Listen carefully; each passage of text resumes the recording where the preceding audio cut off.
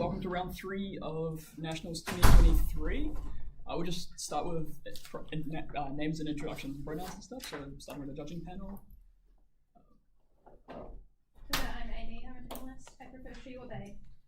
Hi, I'm Bridget, I'm a panelist, she, her. Hi, I'm Joe, he or they is fine. Cool, and then we'll get the AFF team. Hi, I'm Chris, and first speaker and leaders apply pronouns he, him. I'm Virginia, second speaker, pronouns she, her. I'm Sarah, third speaker, pronouns she, her. Cool, and that's Auckland White. And then negating team, we have C and I. Cool, I'm Tane, first speaker, he, him. I'm Liv, I'm speaking second and reply, she, her. I'm Esther, speaking third, she, her. Cool. Without further ado, I welcome the first speaker of the affirming team to open the team's case.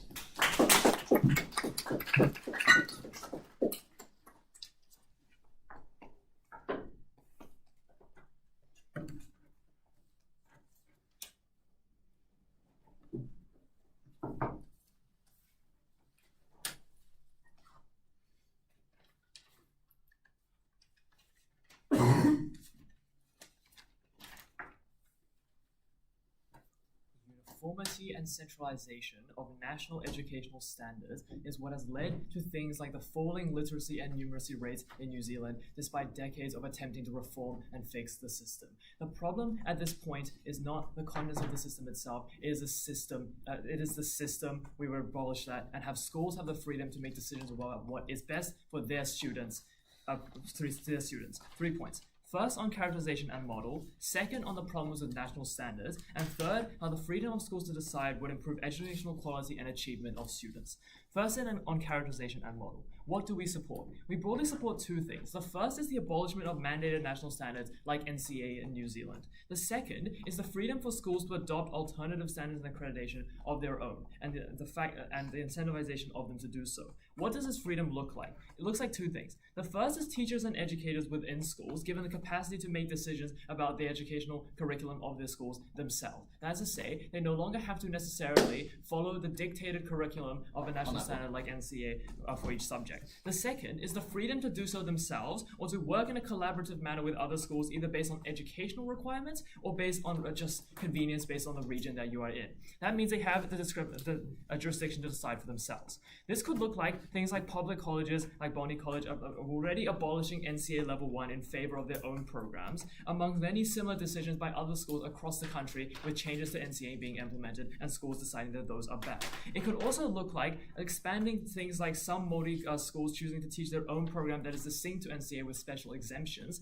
We support this trend continuing and extending. We also note here that the fact that there is an existing trend already shows 2 things. The first is that it is possible for schools to do this, and second, that there are clearly the benefits that have been identified by these schools already in doing so. There's clearly something wrong with the national standard that we want to get rid of. How would the government support this transition? 2 things. The first would be to channel the huge funds on government educational standards like NCEA equitably to secondary schools away from the vast pool spent on things such as administrative work for NCEA, collecting exams on such a huge scale. The second is to scale down the program gradually over an upcoming number of years, approximately 5, so that current high school students will continue to go through the system, but future ones will go through a new curriculum.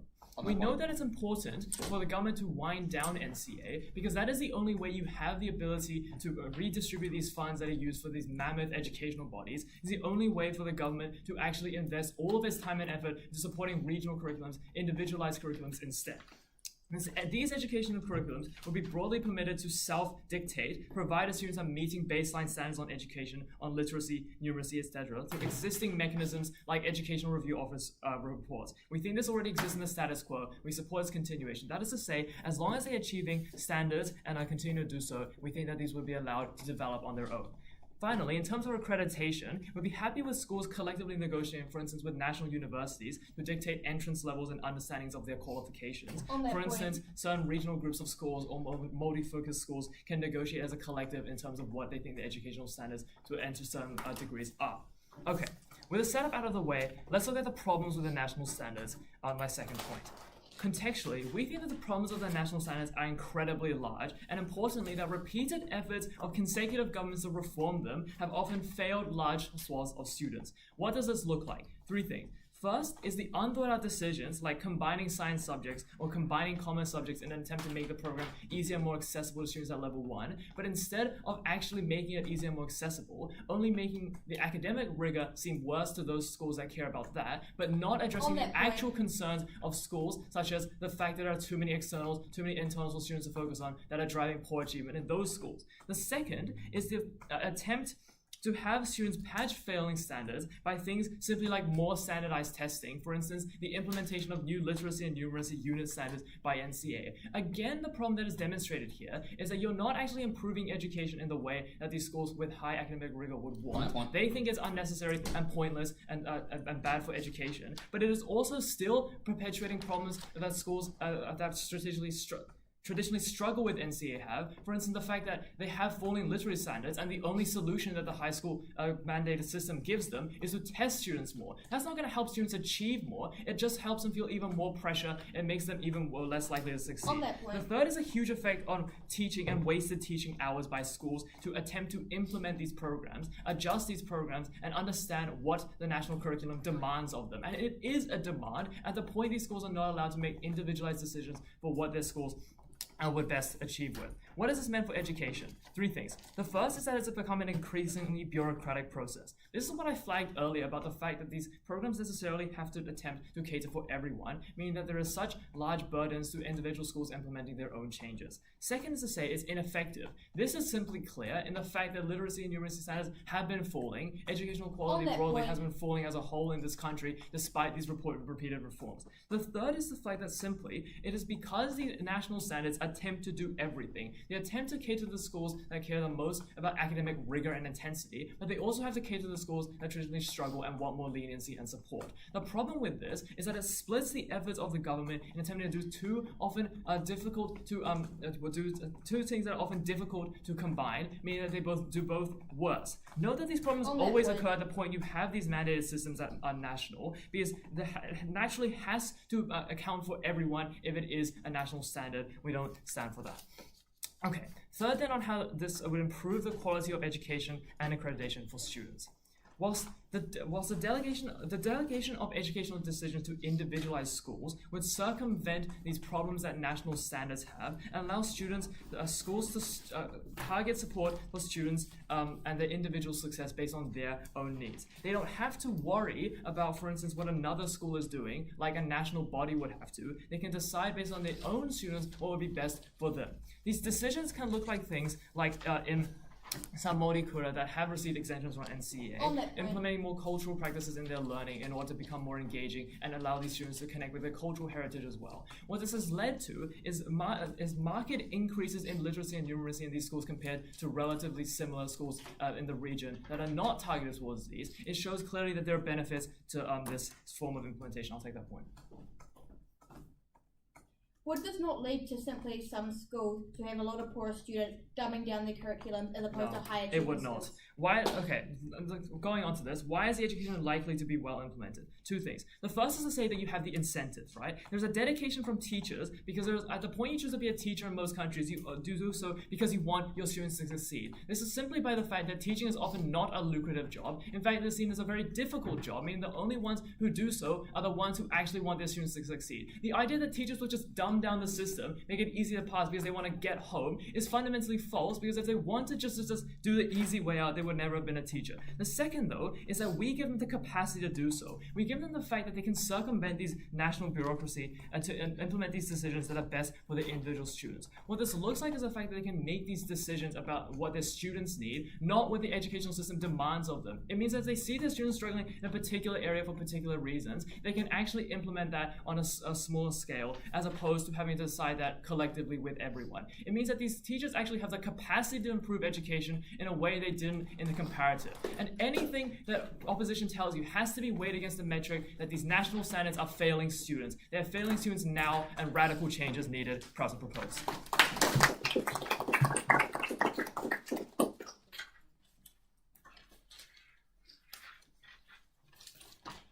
We'd like to thank the speaker for their speech, and we invite the first speaker of the negating team to start their team's dissent, please.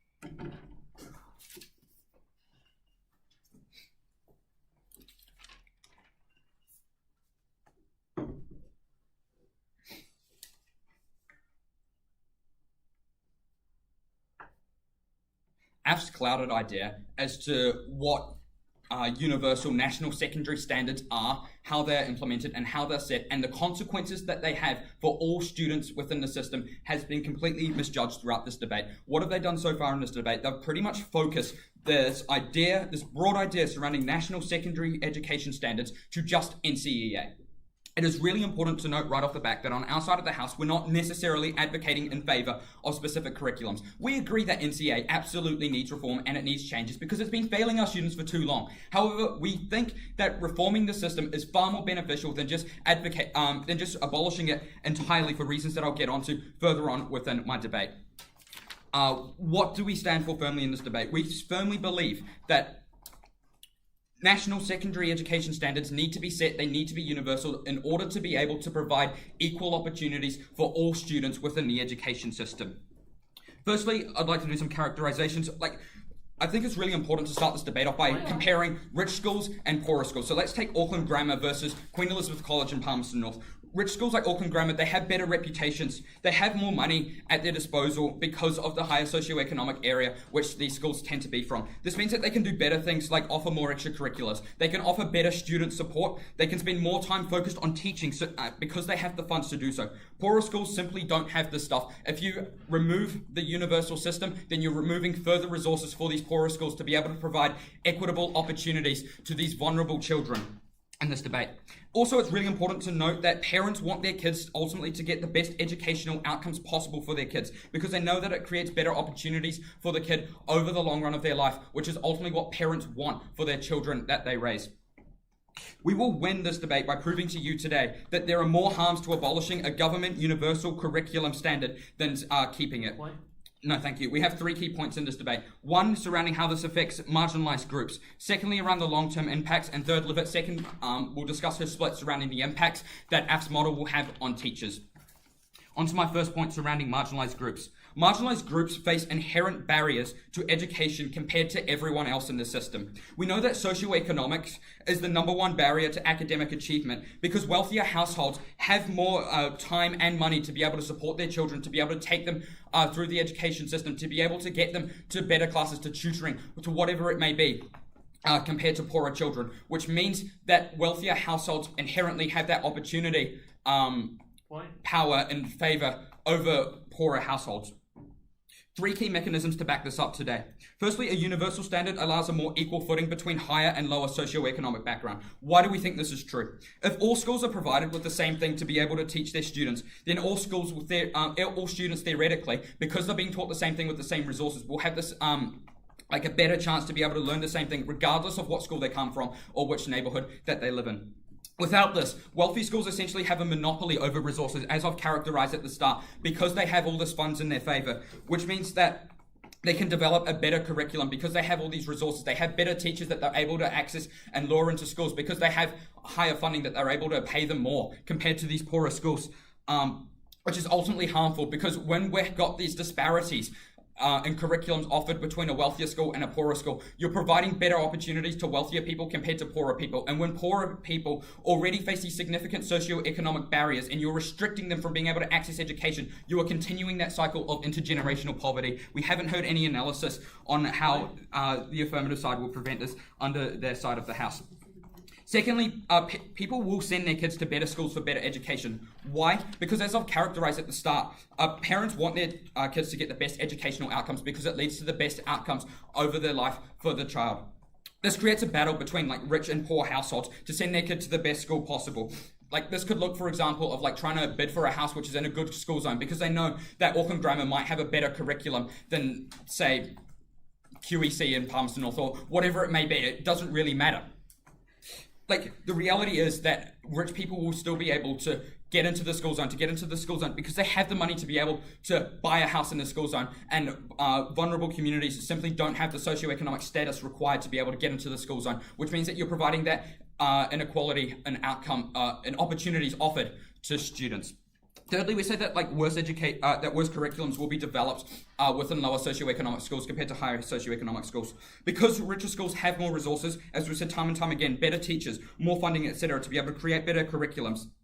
In contrast, in a world where there are limited resources, ultimately, poorer schools will have worse curriculums because they're not able to attract these teachers with higher funding. They don't have all these resources at hand to be able to attract these teachers to develop a stronger curriculum, which means that you're going to have schools having better curriculums offered to students compared to other schools. The outcomes of this ultimately is that the opportunity balance between rich households and poor households worsens.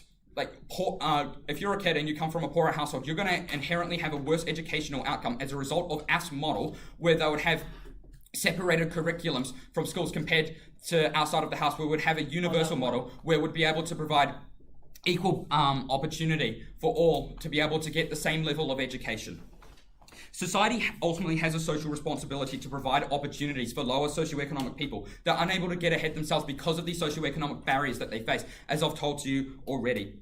I've fundamentally destroyed this principle in this debate by not providing lower socioeconomic groups the opportunity to be able to access the same level of education compared to higher socioeconomic groups. I'm happy to take a VOI. Given that wealthy people probably can access better tutors, aren't socioeconomic disparities worsened if every student is judged on the same national metric? No, as I've just outlined within my mechanisms. On to my second point, surrounding long-term impacts. We think ultimately that the long-term impacts, once you finish secondary school, worsens over the long run for people who come from lower socioeconomic backgrounds in particular. We have two key mechanisms today. Firstly, surrounding the impacts that this will have on university over the long run, and secondly, surrounding the impacts that this will have on high-skilled professions over the long run. So on to my first point. We've already told you about how poorer schools will be forced to make worse curriculums compared to wealthier schools because they don't have the resources able compared to these wealthier schools. So what this ultimately means for university is that at their best case, students end up arriving on universities on uneven playing fields. They've learnt different things at different schools. At your wealthier school compared to your poorer school, which means that some universities might start rejecting these students because ultimately you don't have what's required to be able to get ahead for your first year courses, and you'll end up playing catch up over the long run. At the worst case, you've got universities who will be actively selecting against these schools because ultimately it's not beneficial for the university to take the student on because universities want the best students possible, and if they're not, and if the students don't have the necessary prerequisites because they've had a worse curriculum, then it's ultimately going to lead to worse outcomes for the university overall. On to my second point surrounding high-skilled professions. Students that end up performing more poorly at high school and then end up carrying this on to university may not be able to receive the same level of qualification compared to other high-skilled workers. This ultimately looks at people who end up entering the workforce from lower socioeconomic areas who are less career ready compared to people from higher socioeconomic background, lower decile or disenfranchised students not being able to get into universities because the curriculum that's been offered at their previous secondary school hasn't get them up to be able to get into secondary school. This is incredibly important because firstly there's it's worsening for equity and for lower socioeconomic people to be able to enter high-skilled jobs, to be able to break this chain of intergenerational poverty, and it means that the wealth divide between rich and poor gets worse fundamentally under AFF's model. So proud to propose.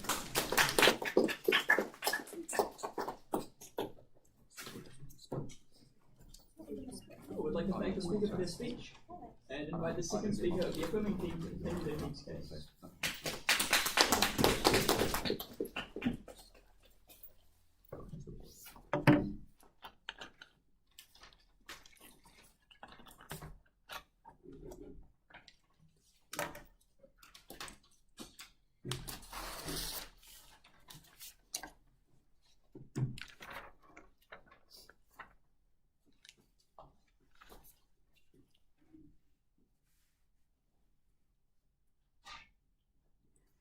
Rich people tend to do better at school.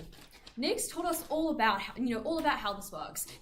People have less time to study. They might be busy doing other things. They have less resources. They can't afford tutors. They may not be able to afford textbooks, high quality teachers, things like this. This is absolutely a huge issue, but they have failed to meaningfully address it. They have failed to tell us how in a world where people are achieving worse, people are learning less things, equality is somehow achieved. Two things to talk about today. First, on equality, and second, on how teachers are likely to make really good curriculums. Okay, first on equality. So the first thing we heard was, again, now they have equal footing, they're doing the same thing. But doing the same test, doing the same curriculum does not mean that you have the same outcomes. And this is what we have been telling you, and this is what Chris has been telling you. Realistically, people, this disparity is still likely to exist. The better response we heard is that, these teachers are likely to have less resources and therefore these curriculums are likely to be weaker. I'll talk about this more in my second point, but largely Chris has already responded to it because we've told you people are likely to do it in regional groups. There are standards people have to hit. They work with universities. We've even said that there will be government funding reallocated to improving these curriculums. We've also never said that people have to suddenly develop an entirely new curriculum from scratch using only a few teachers at a school. People are obviously able to keep elements of old curriculums. People are able to repurpose them. What we do is we free up these teachers. We give them the capacity to be able to make positive change, and make them a lot more equal. Okay. We also heard about how it's worse for equality because universities are likely to start to prioritize more prestigious schools. A few responses for this. First of all, the way that most university systems work is that you need to hit a certain benchmark to get into the university. More people are going to be hitting these, we've already told you, I'll go into it more later, on how more people are going to be hitting these benchmarks. But, these universities are not looking at which school you went to and deciding to accept or reject you based on that. They are much more, much more structured systems than that, and especially if they're really nice schools. Okay, it's also likely to be symmetric because yes, these prestigious schools have these incredibly massive, important reputations, and so universities that are deciding who to let into university based on the reputation of the school, or even letting that factor into their decision, will be doing this anyway. They are already doing it in the status quo. If they are having to choose between a student who went to Auckland Grammar or a student who went to some other school that they don't know about, then they're probably already going to choose this Auckland Grammar student. However, even if, and this is incredibly unlikely, even if marginally less, schools from these lower, from these less prestigious schools got into these universities, we would prefer that more people go into university, more people can read, can write, can do basic math, than necessarily be getting into these really nice universities. On that point. Okay.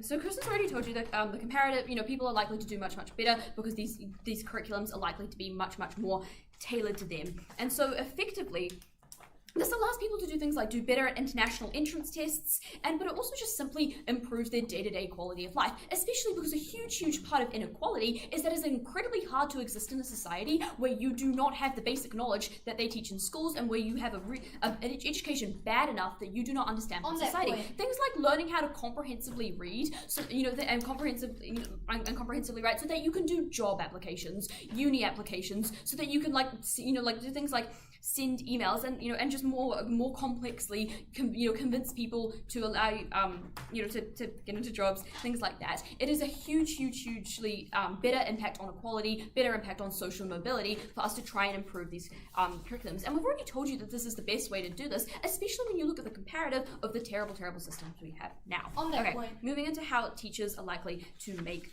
good curriculums. Okay, Chris already told you teachers have the incentive. We know this. It's not necessarily a hugely high-paying job to be teachers. It's they're generally incentivized to try and help the kids that they're around. We've also told you that this gives them the capacity to do this. Teachers do literally teach the same course day in, day out. They have a huge number of students and they can see how those students respond to things. They also have multiple sources of data because they do teach these multiple years in a row. They can see what kids like. They know what kids are good at, and they can help with that. Teachers are also likely to teach much better, as we've already alluded to, because teachers don't like teaching things that they know aren't very smart. And we've told you that when you have these really bureaucratic decisions made somewhere far away from you by someone who does not know anything about your local curriculum, you don't like this. Teachers don't like this because they want what's best for their kids, and they don't like that someone is holding them back from being able to achieve this, and they know that these people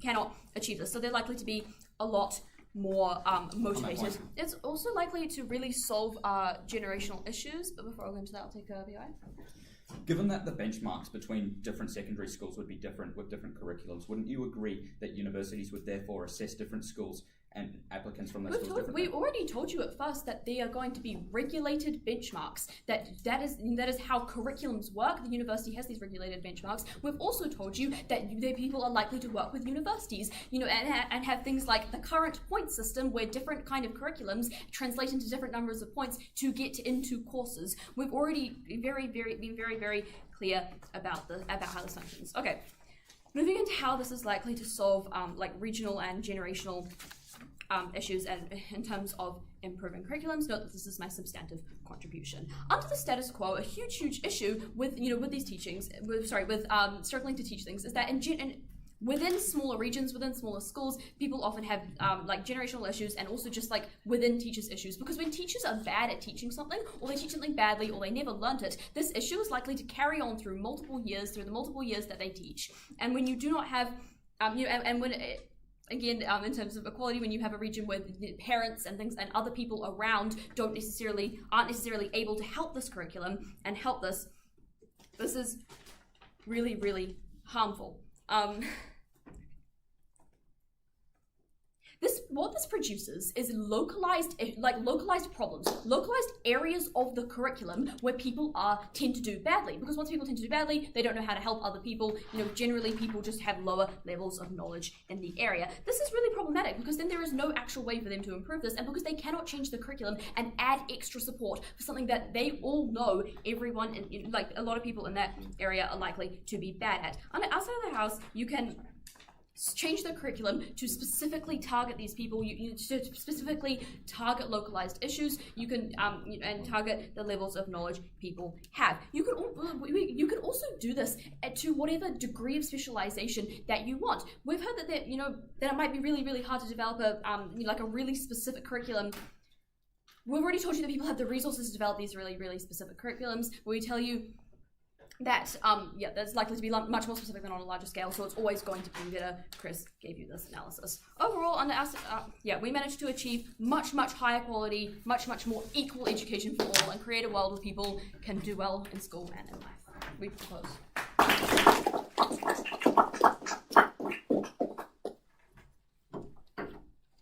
I'd like to thank the speaker for their speech, and I invite the second speaker of the engagement team to continue their team's case.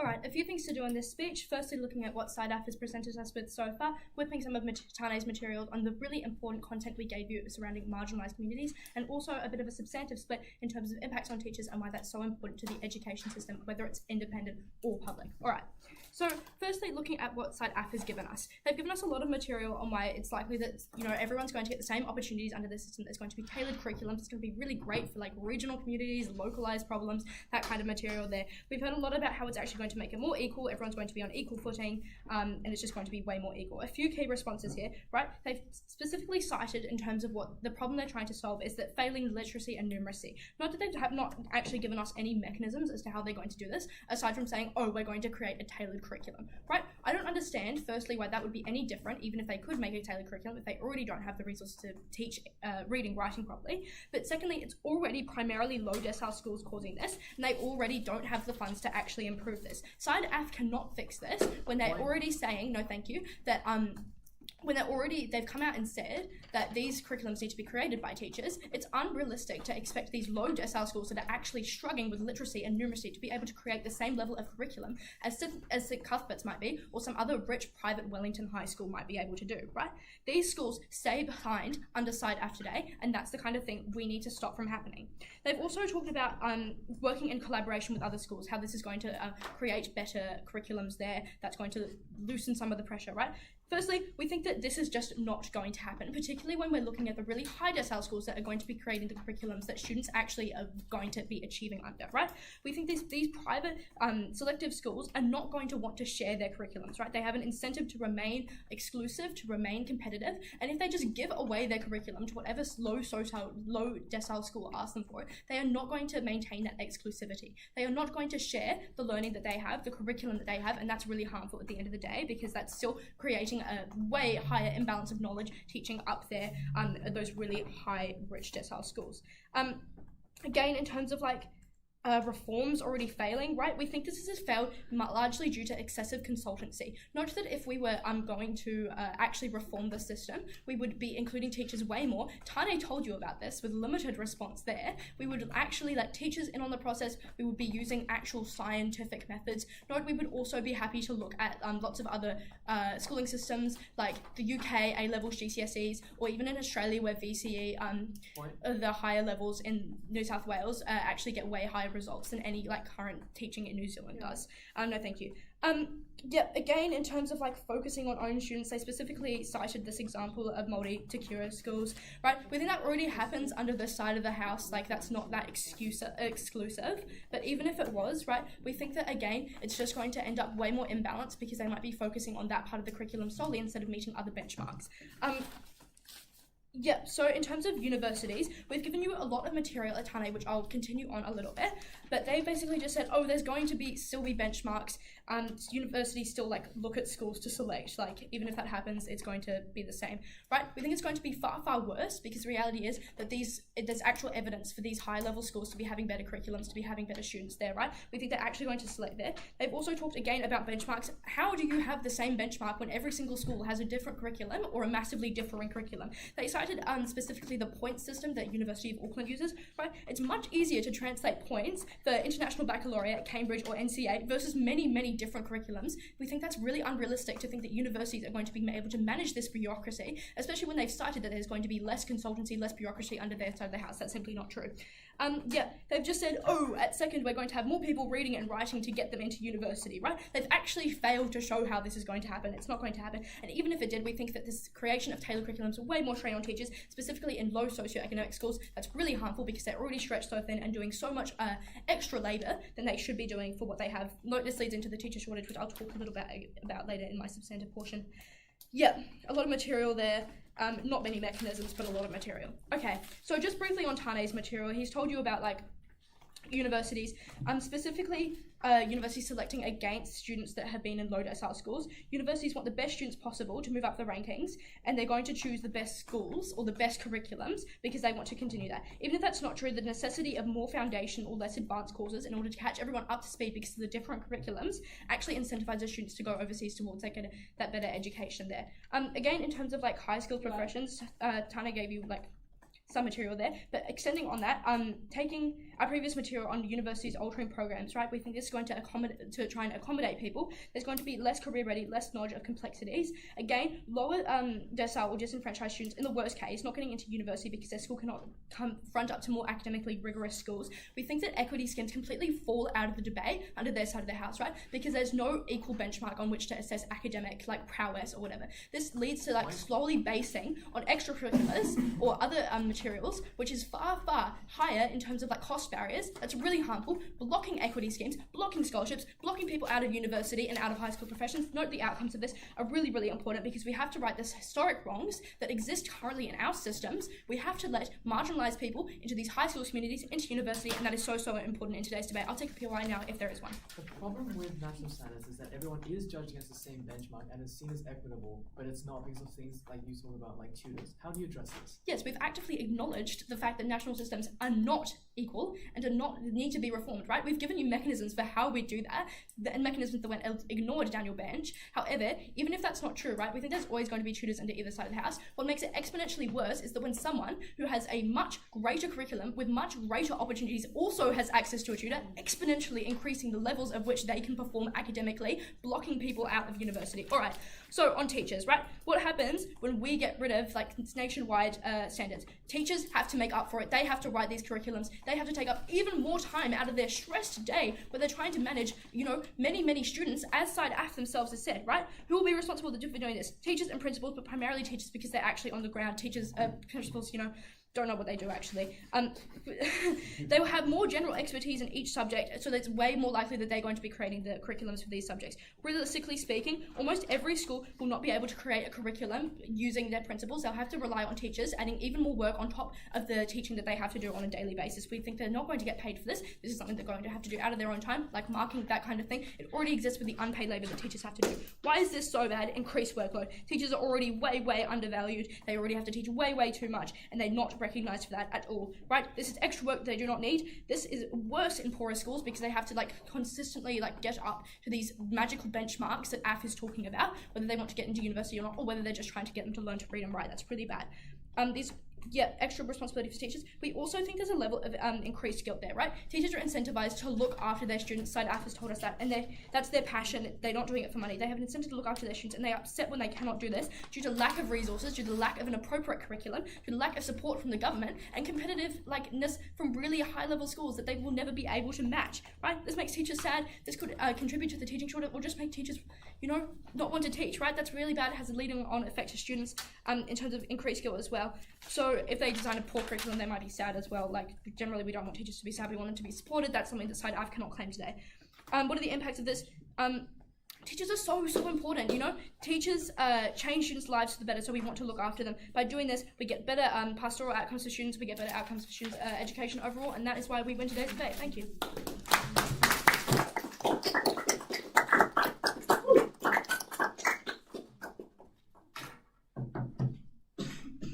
So I'd like to thank the speaker for their speech, and I invite the third speaker of the opposing team to close out the substantive portion of their case.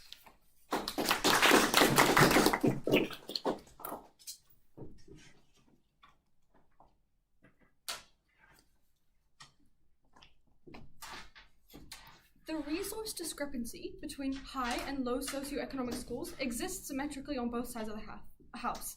On affirming, we uniquely improve educational outcomes for the most vulnerable in society. On neg, the resource inequality is simply kept the same. Wealthier kids still do better, they still get tutors, they still have the same tests, and they still have that better classroom education. But uniquely on this side of the house, the harm is every student is judged on that homogeneous metric, but have wildly different, disproportionate opportunities. They didn't respond to this key critique we had of their case. What kind of stance is that, where we judge everyone based on the homogeneous metric, when we literally have them with wildly disproportionate opportunities? I remind you of what they stand for at the top of my speech. They stand for reform, something we've tried and tested time and time again. What they stand for is guaranteed failure. They tried to wishy-wash you down the line. Oh, we might do this, we might look at that. They didn't tell you at first, they tried to tell you at second. We at least have a path to improvement. We have paths to unique change where we can actually get kids better educational outcomes. 3 things to do my speech. First of all, education. Which side of the house improves it? Second of all, which side of the house improves university outcomes? And third of all, kind of miscellaneous, but on teachers. Okay, the key points of why we get better education, they didn't address. First of all, it's the ability for schools to tailor the curriculum design based on their individual students' needs. This looks like cultural teaching in Maori schools compared to the general. They told us that this exists in the status quo. But the thing is, this exists, but these Maori schools are literally disproportionately not accepted in university because of the fact they're seen as a failure or seen as not living up to that standard. When we abolish these standards, they're actually seen as having more merit. They're seen as being more acceptable. Then furthermore, they don't need to cater the national curriculum to other people. They can cater it to themselves. We gave you that example of that Maori core teaching, where you can have that relevant, diverse education. This means, like we told you, Chris, more engagement. We had a better educational outcomes at the point these students actually felt like there was things within the curriculum they actually liked. You have those benchline standards addressed, and you could still have better education. We improved. They conceded that anyway, they won't discriminate on that. Now, on poorer schools, we told you that at least in the current status quo, they have less of an ability to meet these standards because oftentimes it's like highly niche and unnecessarily specific things. So I tell you, when these richer schools, they'll always have and will do better because of all these resources that they wanted to bring you. But at least now we don't have that standard in society perpetuated that X is the gold standard, and so universities won't disproportionately and aggregately demand or only recognize X standard when things like these Maori schools will literally be turned away straight away without even having any look into their potential merits. And then we think that people on our side of the house will actually have some form of qualification, some opportunity to do well. On their side of the house, they might actively fail or not do well at all because of these inequalities of opportunity. We think that on the comparative between private and public, based on resource allocation and like the education quality still under this broad point, we think on private schools on both sides of the house probably not share and both still be competitive. We think this exists symmetrically in the status quo. But we think at least in public schools, you have the benefits of cooperation, you have that resource sharing, and still we gave you a quiz like all the organizations you probably want to do well. These schools probably have the best incentives out of any actor in this debate. We think that to enable like these schools to deliver more focus on their students' abilities and not for like universities on the comparative to be blinded by that standard, so that a struggling student and a struggling school couldn't overcome all these like barriers to them actually getting that started. We have now schools having more freedom for the best like and most incentivized actors, which are schools and the teachers within them, to enable their students to have the best quality education. Then they try to give us this ridiculous point on like potentially schools dumbing down their curriculums. First of all, we think that teachers are the most like well-behaved actors. We think their incentives are better and they have actual analysis. They come to the classroom, they want the students to do well at the point they're a teacher. We told you this down the line. We also think incentives of school. At the point they wanted to bring you competition, we don't think schools would want all the students to run off to another school. We don't think this is very good. And third of all, we think schools still want to have a good curriculum. And fourth of all, they told us that parents want kids to do well. We think that this pressure will exist symmetrically, maybe even better on our side of the house.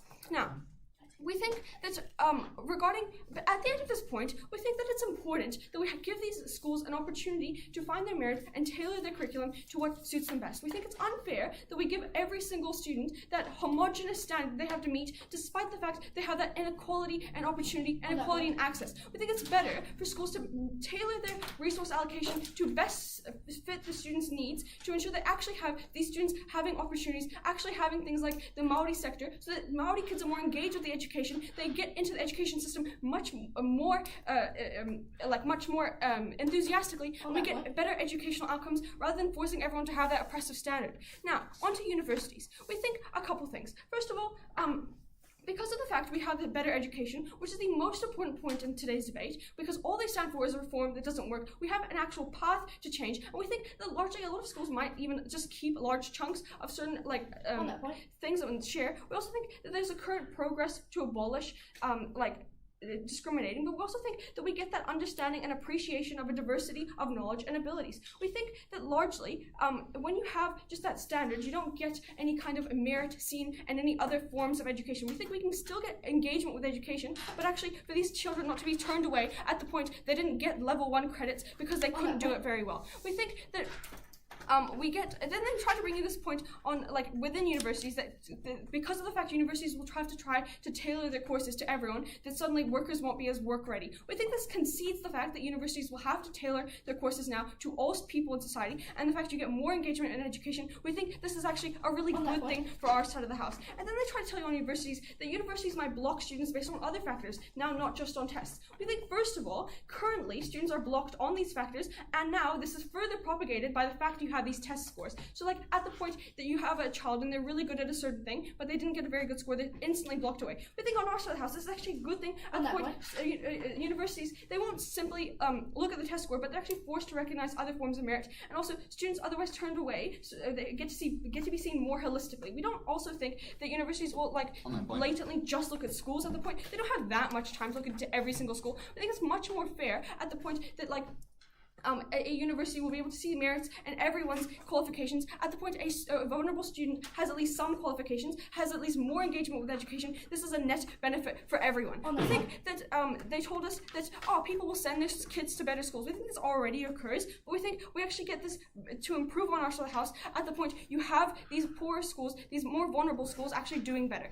Now onto teachers. We think a couple things. First of all, we think that teachers, first of all, have that want to teach. They have that cooperation, and they try to tell us that, because they'll have to spend so much time to find their way to fit, we think because they have to make the new curriculum. First of all, it's usually just like a front-off thing where you have to make the curriculum, and then from that point on, you're really happy, you just keep doing this. But also, we think this is offloaded by the utility of that internal joy of their students doing well. We think, despite that initial workload, you get better, more focused work, and work that is effective. You come to the office every day thinking that you're actually making a difference in your student's life. We think this is really good on the comparative at the point that more disadvantaged children actually get good educational outcomes. They actually have that care, and the teachers don't have to waste their time trying to mold their students into a standard that they'll never fit into because of the fact their schools aren't built for that. We think the schools are better able to allocate their resources to try to improve upon the certain areas within the school, not just try to fit into these standards, but actually improve upon certain other aspects so that universities have to see them more holistically. We get diverse appreciation of knowledge. We get students who would have never had qualifications try to live off of this reform they try to give you. We at least have a path for improvement. We have a path for education outcomes for everyone in this debate to improve. That is why we propose.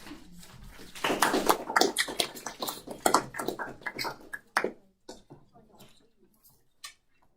like to thank the speaker for their speech and invite the third speaker of the negating team to close out this substantive portion of the debate.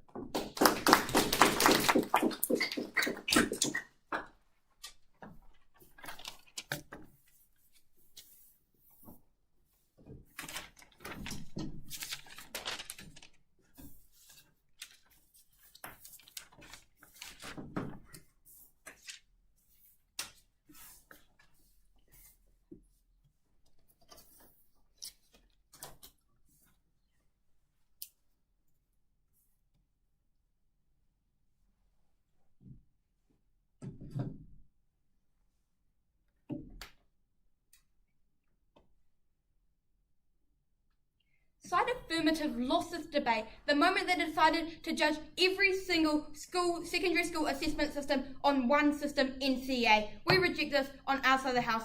Therefore, okay, 3 points of clash, 3 questions I'll be answering in today's debate. Firstly, can we improve our current education systems for reform? Secondly, what is the development of these curriculums going to look like? And thirdly, on equality at school and out of school when they go into university and the real world. So firstly, can we reform our current education system? So both sides of the house have agreed that NCEA is not perfect. However, this does not necessarily mean that every single standardised education system is bad. Right. So the first thing we've heard is that, literacy and numeracy rates are failing because of national standard, because of NCEA. Okay, a few responses here. Okay. So this might be happening in New Zealand. We have this falling education rate, but not everywhere in the world. For example, in systems, Sweden, Singapore, there's no reason why we can't, these guys have, these standardized education systems. They have good rates. There's no reason why we can't reform our systems to claim some of these benefits. They've told you, this shows us, the problem here is not national curriculums, but NCEA in particular. And we can fix this by changing NCEA and claiming a lot of their benefits. For example, we can say, one of the things they told us at first F was, education systems are bad because NCEA is bad because they have too many assessments. Well, we can change this. Teaching Māori in schools should happen, and that's only going to happen under this side of the house. But we can change our system to include this. And the other thing that they've told us is that they simply don't work. We've had reforms before, so if they haven't worked, then they're never ever going to work. We simply say that this is not true. We have examples of these functioning national standard education systems throughout the world. There's no reason why we can't reform our system. Just because we haven't done it yet doesn't necessarily mean that we won't in the future. And there's no reason. And if we literally have these functioning education systems, then we don't see why there's any reason to get rid of them in the first place. Okay, moving on to the development of curriculum. The first thing we've heard is that, it's going to be good because we can make curriculums individual, focus on important issues. For example, they gave us the example of Te Reo Māori. Yeah, okay, we say what this is more likely to look like is schools decided to teach to lower standards because they just want all these students to read and write and low socioeconomic areas, and for example, maybe not teaching higher levels of maths and physics because they don't think that that's a priority for their schools. They don't think that's a priority for their students. The second thing we heard from them is that teachers develop better curriculums because, they know their students better. And some of the reasons they gave us why they develop better curriculums were that, they have stats. They've taught the same thing for many years. Okay, 3 responses here. Firstly, this is literally all symmetric. Think about the way that curriculums are developed. They're developed by teachers and former teachers who have taught these things. And literally, and when we develop NCEA, it seems ridiculous that the teachers, of course, they have access to the same stats that they do or that teachers do generally because they've literally taught the same subjects. So there's no reason to suggest that having these stats that teachers have will actually result in us having a better curriculum. And secondly, teachers don't necessarily want to do this. They don't want to be forced into doing curriculum when instead they could be teaching, and they're not necessarily curriculum experts. Just because they're a good teacher doesn't mean they're good at developing a curriculum. And thirdly, countries have the same incentives that teachers have for their students to do well, because why do countries want to have good education systems? We think this is pretty intuitive, but they don't want to have stupid citizens. They also want to attract international students and look good on the regional stage. Okay, the third thing we've heard about them was we're going to have these regulations to ensure that we have good systems. Okay, 3 responses here. Firstly, this is hard to do when you've got so many different systems. It's hard to weight everyone on the same metric. And secondly, if they're going to just be reviewing and regulating these systems anyway, then why not just have the same system altogether in the first place? And thirdly, we've said if they're going to use error and reviews as the reason why they specifically are able to have high standards, we say this is a terrible system. Why? Because we already have error in place currently, checking schools. And people are still as they've told us so many times, people still can't learn to read and write. So if if error isn't already working, then there's no reason why it's going to specifically become so much better on their side of the house. Okay, I'll take a POI now, if you have one. Because teachers are really good at doing these sorts of things, why don't you think these reforms have worked in the past? Because they haven't done them right doesn't necessarily mean that just because it hasn't worked in New Zealand, it won't work in other places. It has worked in other places. We've told you about how this works, and you guys haven't engaged with our examples of other education systems. Okay, moving on to equality. 2 places here, in school and out of school. So firstly, on the curriculum, and we've told you why these curriculums are going to be inferior, but you know what? I'll repeat it either way. And what we've heard from them is, you know what? Well, it's just symmetrical. It's going to happen on either side of the house. No. Why does it specifically get worse under their side of the house? Because the curriculums are going to be different, and they're going to be at different levels. They're not going to be the same. Why? Because on rich schools, they have better teachers to develop these. They have better teachers to develop the curriculums. They have better resources to enforce the curriculums. They have better ways of teaching. A poor school, they're not going to have that. They might have lower standards, for example. And so obviously you're going to result in some curriculums being better than others, and this clearly creates an inequality gap. And it's worse on their side of the house, because at least on our side of the house, we're attempting to try and teach everyone the same stuff. On their side of the house, they're just going to have students not be taught certain things because they're poorer and their school doesn't believe that has other things to focus on rather than higher level physics or something. And the second thing we kind of heard from them is, you know what, the reason that students in Māori schools aren't getting accepted into uni is just because of these national curriculums. We think this is actually, we just don't think this is true. This is a little bit of a silly point.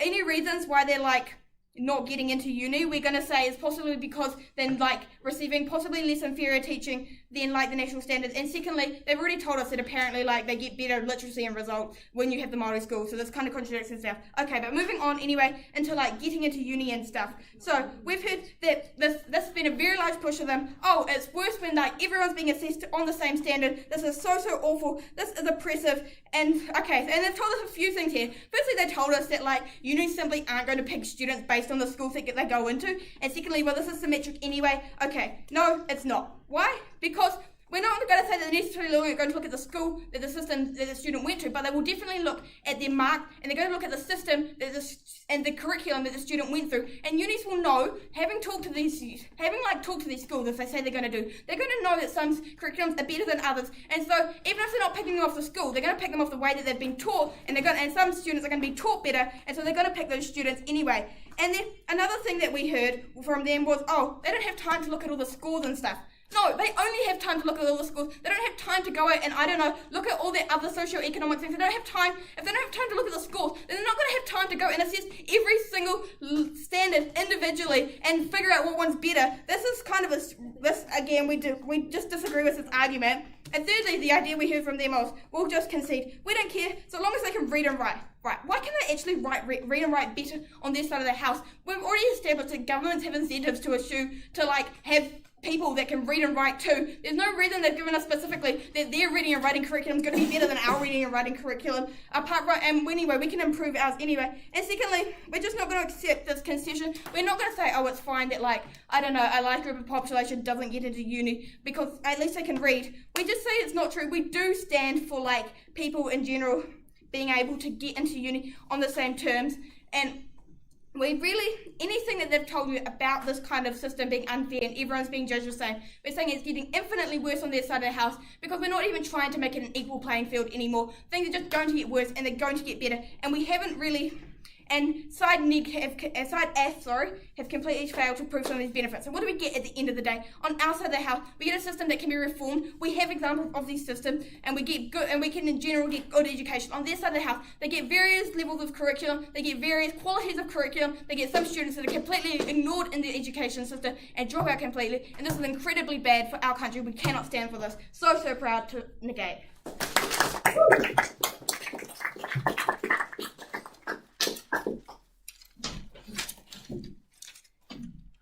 I thank the speaker for their speech, and I invite the leader of the negating team to exercise the right of reply.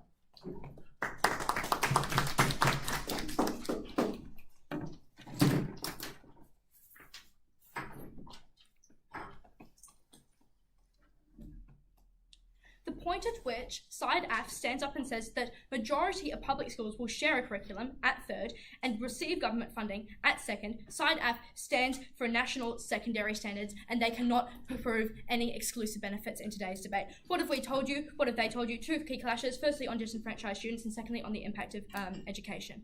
Right, firstly on marginalised students. Know that this is the most important stakeholder in today's debate. If we can prove that we get better outcomes for the marginalised communities that will not only be neglected under side AFF but are already neglected under the current NCEA systems, which we've proven with reform, we can pretty much win this debate today. Alright, so what have we told you? This is so important because marginalised students need to get over these socioeconomic barriers to academic success. Tane told you again that they need to, proving the generational poverty, this is the only way they can get out of it. That's so important, it impacts a lot of people. AFF has accepted this characterisation. So what have they tried? Oh, what have we told you today, right? We told you that worse curriculums are going to be developed for low socioeconomic schools because they simply do not have the same resources at the same time to contribute to them, right? This is in direct competition with their material on tailored curriculums where every student is going to receive, like, I don't know, dedicated reading and writing. They didn't actually give us any mechanisms for how that would work, right? We've also told you, again, that kids are going, parents will prioritise wealthier schools, just feeding into how much they can, like, level themselves over lower socioeconomic schools, and national standards can give you more equal footing because it's actually the same benchmark on which everything is assessed, particularly when you get to university and universities are attempting to assess the students they let in, right? When it's an equal playing field, it's an equal benchmark. We're not trying to toss up which schools a student has gone to and what kind of education they've had there based on their curriculum. They basically just said that public schools can share all their resources, right? Which we think this is limited resources, and even then it does not have the same benefits as it would to higher socioeconomic schools. They've also just said that NCEA is harmful and leads to worse educational outcomes, right? Note that we've said down the line that we're very happy to stand for reform. We've said that where we've given you examples of public schooling systems that actually work, they get really good results. We're happy to reform. We've given you mechanisms for how we're going to rely less on consultancy and talk to teachers more in terms of getting outcomes there, right? This is so important because marginalised individuals need to get the same opportunities as everyone else. We need to right these historic wrongs. They need to be present in our systems. Note that this continues on to all of our material that Tane gave you at first on why this leads up to them being in higher skills qualifications, reversing distrust in the system that impacts a lot of people. That's very important in today's debate. Secondly, on like educational impacts, not that this includes like teachers, right? What have they tried to tell you? They basically just said a tailored curriculum with no real, like, just reading and writing. We think this just simply adds more strain on teachers that are already stretched super thin, and a lack of resources to actually fix this where it matters, right? They haven't given us any like mechanisms for how they're going to provide resources to low socioeconomic schools to actually provide these tailored curriculums, or why they will actually help, right? They've just said it's more equal, again, without any conclusive proof, which means all of our materials still stand in the debate as to why all of their model is not actually equal, just prioritises those who go to high decile schools. Yep, They've just said like local deficiencies, like if one teacher doesn't know how to teach something in a local area, then it's not going to get taught, but this fixes it somehow. But we just think this is not true, right? If you have teachers creating a curriculum, will not those inherent like flaws be put into the curriculum themselves, right? What have we told you? This has an incredibly negative impact on universities and how they accept students, what their courses look like, and again, in terms of like professionals leading out after university and how students get accepted. We've told you that teachers are stretched so thin. This is really important considering the current teaching shortage and why we need teachers to be appreciated as much as possible there, right? What are the outcomes of this clash? We get far more students into university, we even the playing field. We don't just focus on reading and writing, we focus on an actual curriculum that actually caters to low decile schools, that actually lifts them up out of the cycle of generation poverty, and that is so important, right? Why do you need to weight this material so much more highly in the debate? Why is this so important, right? Because education is the key to ending generational poverty. Note that this links in with the previous clash on disenfranchised students, right? We think that as soon as we allow them to get the education that AFF does not want them to get, they can reverse this cycle, they can teach their children, and we end poverty. Thank you.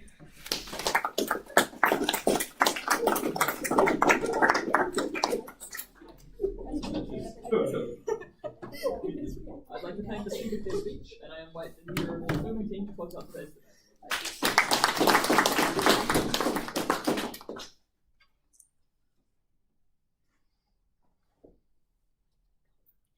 Look, opposition has come up here and agreed with everything we told you about how educational outcomes have failed students in the status quo.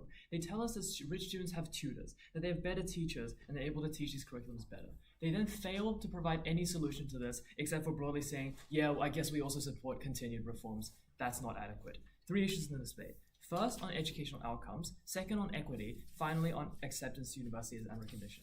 First, on educational outcomes. We note that this point is important because fundamentally we want students to learn as much as possible and do as well as possible in school, right? There's a fundamental purpose. We want them to develop an education and be better versed citizens. Opposition has said that abolishing national standards would mean that they don't meet these baseline educational requirements anymore, and that would worsen their education. We had 2 layers of responses here. The first was simply to say that baseline standards would exist in the system. For instance, the fact of the mechanism I gave you about education review, about having baseline literacy and numeracy requirements. But the second was simply, as we gave you a second and third, that obviously teachers and parents are also going to support a good curriculum. If they're just sitting around, lazing around, they're going to backlash against that. They're not going to just be able to have no curriculum because they wanted to. We also gave you incentives for our teachers wanting better education, meaning that they can't just claim the educational outcomes will be significantly worse. The second layer was to simply say that the fact that standards exist do not mean that students are reaching those standards. And that is the fundamental problem that opposition never gets across, and that they tell us about all these standards and how great they are because they have great education. But the problem they never engage with was that students are not meeting these standards. And the fact is, these standards are perpetuating the socioeconomic divide, because it is showing, oh look, these schools can't reach the standards. Why can't they? We gave them a standard they can follow. Just reach it. That's not the problem. There are problems structurally with the system that need to be addressed. They never address this. What did we give you instead? We gave you that, one, it is clearly a failing system at the point that literacy and numeracy rates are falling in many countries. Second, that reform can't address this because of things like, one, a national standard needs to cater to everyone. Two, huge efforts required by students and teachers to do so. An alternative would be better. An inadequate response we hear from third, I might point out, is that, oh yeah, Norway has a good educational system. I mean, if they're just going to assert a random country, we can counter-assert, what about the UK? What about the US? It's not sufficient to just say that a certain country can do it, meaning that every country can do it. Reform is a huge thing that needs to occur. It's not working properly in most countries. They can't just assert that at third. What that means is educational outcomes are not better on their side because they have standards. They're worse because people are not able to meet them. Second, then, on equity. This is important because opposition tells us that it's inequitable because of different resources, that rich people have better tutors, etc. Okay, what we said to this, we literally flipped this by telling you that these things mean that tutors and resources are even worse at a point where everyone is ostensibly judged on the same metric, right? That's to say there's no differences given to, say, this curriculum is catered to these students who require these needs. For instance, Maori students or other cultural backgrounds having this cultural learning. Instead, it's just there is this one system, whatever that may be, this group is not meeting it. Clearly, they're just not good enough, right? Because of the fact that they don't give us any mechanism about why they can improve the equity of education. All the things, as we told you at third, about resource allocation, about different socioeconomic statuses, are symmetric. You therefore have to judge in the symmetric system whether it is more equitable to have a curriculum that's tailored to cultural learning, tailored to individual learning, or just throwing them at the national standard and seeing how far they can get. They're not getting that far. That is the problem. Equity is worse on their side. Finally, then, we have this point about acceptance in university. Okay, they're saying that inequitable admission occurs because of the fact that these standards are worse. Why would this not happen? Fundamentally, okay, the first thing to say is we flip this because it's fundamentally worse if everyone is judged on the same metric, because then it becomes they can't achieve the national standard. We told you that universities would have the incentive to check these curriculums because of the fact that if every school is now doing this, because there's no national standard anymore, they have to assess every curriculum, right? This benefits our point, in fact, because of the fact that it means that abolishing the system is how you get these universities to actually have to check these curriculums. It's how you get more equitable distribution. They give us a problem that they don't solve except to say, maybe we can have some more reforms. It's not working. We need radical change for education. Proud to propose.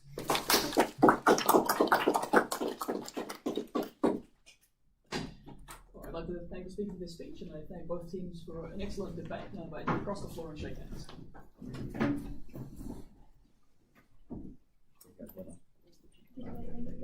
Thank you.